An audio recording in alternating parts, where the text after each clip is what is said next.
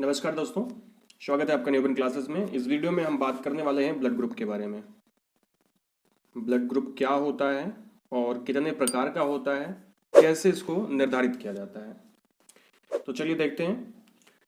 दोस्तों, आप बचपन से पढ़ते आ रहे हैं कि आपका ब्लड ग्रुप जो होता है वो 4 प्रकार का होता है। Blood group A, blood group B, blood group A B and blood group O. Actually O जो ब्लड ग्रुप है इसको हम लोग बोलते हैं जीरो ब्लड ग्रुप। अभी मैं आपको ये कंफर्म करूंगा कि क्यों इसको हम जीरो ब्लड ग्रुप बोलते हैं, क्यों, क्या कारण है। तो सबसे पहले अगर हम ब्लड ग्रुप देखें तो जो ब्लड ग्रुप का निर्धारण किया जाता है वो एक प्रोटीन के बेस पे किया जाता है। मतलब ये जो ब्लड ग्रुप बनाया गया है ए बी और जीरो या ओ, ये एक प्रोटीन के बेस पर किया जाता है और इस प्रोटीन को हम लोग क्या बोलते हैं, एंटीजन। और ये एंटीजन प्रोटीन कहाँ पाया जाता है, आरबीसी के सरफेस पर। आरबीसी के सरफेस पर, जैसे मान लीजिए ये आपकी आरबीसी है, लाल रुधिर कणिका है, रेड ब्लड कॉर्पोसल है, तो इसकी जो सरफेस होती है उस पर कुछ प्रोटीन पाए जाते हैं और उन्हीं को देख करके ये मतलब वो जो प्रोटीन जिस टाइप का होता है तो वो एक्चुअली 4 टाइप का होता है। एक्चुअली 4 नहीं होता है, 2 टाइप का होता है, ए और बी। तो ये 2 होता है, ठीक है। अब ये प्रोटीन 2 प्रकार के होते हैं, तो जिसमें ए प्रोटीन होगा वो ब्लड ग्रुप ए होगा, जिसमें बी प्रोटीन मतलब बी एंटीजन होगा वो ब्लड ग्रुप बी होगा, और जिसमें दोनों होगा उसको हम लोग बोलते हैं ए बी, और जिसमें कोई नहीं होता उसको बोलते हैं जीरो या ओ। इसी वजह से हम इसको जीरो बोलते हैं। तो चलिए ऐसा देख लेते हैं एक बार। मान लीजिए हमने एक ब्लड निकाला, उसमें एक प्रकार की आरबीसी थी, दूसरे प्रकार की आरबीसी थी, तीसरे प्रकार की आरबीसी है और ये चौथे प्रकार की आरबीसी है। अब ऐसे में जो आपका पहली वाली आरबीसी थी उस पर कोई ऐसा प्रोटीन है मान लीजिए, ठीक है, और दूसरे में इस प्रकार का प्रोटीन है। एक्चुअली ये मैं इसलिए बना रहा हूं जिससे आप समझ पाओ। इसको हम लोग ए बोलते हैं, इसको बी बोलते हैं। तो जो तीसरा प्रकार है उस पे ए वाला भी है और बी वाला भी है और इस पे कोई नहीं है। तो अभी एक चीज ध्यान दीजिएगा, अब किसको क्या बोलेंगे। तो क्योंकि इस वाले पे केवल ये वाला प्रोटीन होता है तो इसको हम लोग बोलते हैं ब्लड ग्रुप ए, मतलब ए ब्लड ग्रुप। दूसरे को बोलते हैं बी ब्लड ग्रुप। इसको क्या बोलेंगे, इसमें दोनों है तो ए बी ब्लड ग्रुप बोलेंगे। और क्योंकि इसमें कोई नहीं है, जीरो है, इसलिए इसको क्या बोलेंगे, जीरो ब्लड ग्रुप।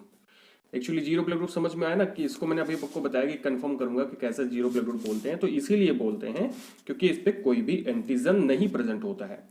तो 2 चीज आपको समझना। पहली चीज एंटीजन, तो हमने समझ लिया कि जो हमारी आरबीसी होती है उस पे जो प्रोटीन पाया जाता है उसी के आधार पर, उसी के बेस पे हम लोग ऐसे ब्लड ग्रुप निर्धारित कर लेते हैं कि हाँ इतने प्रकार का ब्लड ग्रुप होता है। अब एक चीज आपको और यहाँ पे ध्यान देनी पड़ेगी कि जो ब्लड ग्रुप जैसे ए है, बी है, ए बी है और ओ है या जीरो है, इस कैसे पता चलता है, एंटीजन के बेस पर। और इसका एंटीजन कहाँ पाया जाता है, आरबीसी के ऊपर, ठीक है। अब एक चीज और ध्यान देना कि इसमें एक प्रोटीन और पाया जाता है जो एंटीजन का एंटी होता है, उसको हम लोग बोलते हैं एंटीबॉडी। जैसे ए ब्लड ग्रुप के लिए ये इसकी जो एंटीबॉडी होती है जो इसको आश्लेषित कर सकती है, नष्ट कर सकती है, जो इसके लिए एंटीबॉडी बनती है उसको हम कहते हैं स्मॉल ए। इसके लिए जो बनती है उसे कहते हैं स्मॉल बी। इसके लिए जो बनती है स्मॉल ए स्मॉल बी। इसके लिए जो बनती है उसके लिए कोई नहीं बनेगी, ठीक है। तो ये चीज, लेकिन अभी आप एक चीज ध्यान देना कि अगर किसी भी व्यक्ति के अंदर जो ब्लड ग्रुप होता है उसके विपरीत एंटीबॉडी होती है। कहने का मतलब भले ए को खत्म करने के लिए, ए एंटीजन को खत्म करने के लिए जो इसका एंटी प्रोटीन है वो स्मॉल ए है, कैपिटल ए को खत्म करने के लिए स्मॉल है, कैपिटल बी को स्मॉल बी है। इसी वजह से एक व्यक्ति के अंदर जिसके अंदर ब्लड ग्रुप ए होता है या बी होता है, इसका उल्टा एंटीबॉडी होती है प्रेजेंट। क्यों ऐसा होता है, ऐसा इसलिए जिससे उसका ब्लड ऐसा जमने ना पाए, ठीक है। ऐसे समझ रहे हैं मेरी बात। जैसे समझ लीजिए कोई व्यक्ति का ब्लड ग्रुप, अभी मैं यहाँ पे लिखता हूँ ब्लड ग्रुप, किसी व्यक्ति का ब्लड ग्रुप है, यहाँ पे एंटीजन कौन सा होगा और एंटीबॉडी। एक्चुअली एंटीबॉडी जो होती है वो प्लाज्मा के अंदर होती है और एंटीजन आरबीसी के ऊपर होता है। तो अगर किसी व्यक्ति का ब्लड ग्रुप ए है तो उसमें एंटीजन ए प्रेजेंट होता है। एंटीजन एक प्रोटीन है, बताया आपने आपको, और उसके अंदर जो एंटीबॉडी होगी वो स्मॉल बी होगी, जो प्लाज्मा के अंदर होगी। क्यों स्मॉल बी है, क्योंकि मान लीजिए आपका एंटीजन इस तरह का है और जो एंटीबॉडी ये ए है, सॉरी एंटीजन ए है, तो एंटीबॉडी जो स्मॉल ए होगी वो कैसी होगी, इस तरह से दिखेगी। मतलब ये दोनों एक दूसरे के समपूरक होंगे और जब ये आपस में आएंगे तो ऐसे रिएक्शन करके जुड़ जाएंगे और आपका ब्लड खराब हो जाएगा। और इसी वजह से होता क्या है कि यहाँ पे जो ब्लड ग्रुप ए होता है उसके प्लाज्मा के अंदर में एंटीबॉडी स्मॉल बी होती है, जिससे ये दोनों आपस में जुड़ने ना पाए। जैसे मान लीजिए ये आपका बी है, तो स्मॉल बी जो एंटीबॉडी होगी वो किस तरह से दिखेगी, इस तरह से दिखेगी। ठीक है, मान लीजिए अब ये दोनों जब पास में आएंगे तो कभी भी रिएक्शन नहीं करेंगे। साथ में अगर किसी का बी है तो उसमें बी एंटीजन होगा और साथ में कौन सी एंटीबॉडी होगी सर, यहाँ पे एंटीबॉडी होगी स्मॉल ए। किसी का ब्लड ग्रुप ए बी है तो मतलब इसमें क्या है कि दोनों एंटीजन है, तो दोनों मतलब एंटीजन है, तो ऐसे हो जाएगा ए बी।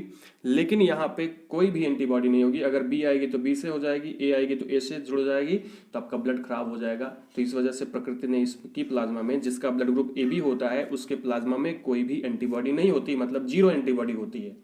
और इसीलिए इसको कोई भी ब्लड दे दो, कोई भी ब्लड दे दो, इसमें कोई दिक्कत नहीं आती है। ठीक है, नेक्स्ट, अगर किसी का ब्लड ग्रुप ओ है तो क्या होगा। अब किसी का ब्लड ग्रुप अगर ओ है तो इस कंडीशन में उस व्यक्ति के अंदर दोनों एक भी एंटीजन नहीं होता है। ठीक है, कोई भी एंटीजन नहीं होता है, इसी वजह से इसको जीरो ब्लड ग्रुप बोल रहे हैं। लेकिन एंटीबॉडी क्या है, इसके प्लाज्मा में दोनों एंटीबॉडी होती है और दोनों एंटीबॉडी होने की वजह से ही ये किसी और का ब्लड ले नहीं सकता है। इसे ये केवल ओ ब्लड ग्रुप वाला ही व्यक्ति ओ ब्लड ग्रुप वाले को ब्लड दे सकता है। ठीक है, और इसमें क्योंकि एंटीजन कोई नहीं होता तो ये ब्लड किसी को भी दे सकता है, ले तो किसी से नहीं सकता लेकिन दे सब हो सकता है। डिटेल बताऊंगा आज के वीडियो में नहीं, नेक्स्ट वीडियो में, कि क्यों वो सर्वदाता है और ए बी सर्वग्राही है, क्यों ये सबसे ब्लड ले लेता है और ये सबको ब्लड दे देता है। ठीक है, तो उसके लिए बाद में बात करेंगे। अभी क्योंकि हम एंटीजन्स के बारे में बात कर रहे हैं तो एक एंटीजन और आता है। पहले ये सब खोज हो गई तो बाद में पता चला कि चलो ठीक है अब तो ब्लड दे देंगे, लेकिन तब भी कोई दिक्कत होती थी। तब उन्होंने ढूंढा एक मैकाका रहीसस नामक बंदर था, मैकाका रहीसस नामक बंदर था। ठीक है, तो उसके ब्लड में उन्होंने देखा एक एंटीजन और था, एक एंटीजन और एक एंटीबॉडी और थी। तो एंटीजन कौन सा था, RH। एक्चुअली उसको RH नाम दिया गया, और क्योंकि रहीसस नाम के बंदर से खोजा गया था इसलिए। तो जैसे मान लीजिए ये RH किसी में होता है किसी में नहीं होता।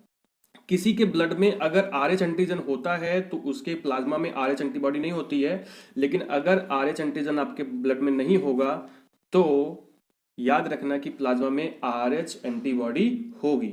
मतलब जिसका एंटीजन होगा उसकी एंटीबॉडी नहीं होगी, जिसका एंटीबॉडी होगी उसका एंटीजन नहीं होगा आपके ब्लड में। ये बात याद रखना, नहीं तो फिर आप जिंदा नहीं रह सकते थे।